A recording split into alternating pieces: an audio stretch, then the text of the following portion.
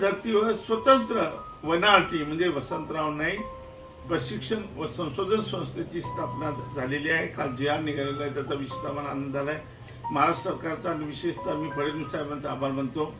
आणि यासाठी आमचे एकनाथजी पवार लेखक आहेत, विचारवंत आहेत, त्यांनी सातत्याने हा प्रश्न उचलून धरला होता। मी सुद्धा विधान परिषदेमध्ये सातत्याने हा प्रश्न मांडला आणि आज आमचे रामेश्वरजी नाईक आणि आमचे किसनरावजी राठोड विधान बंजारा परिषदेचे या लोकांनी सगळ्यांनी मिळून आता खऱ्या अर्थाने हा जी आर पुढे आणलेला आहे।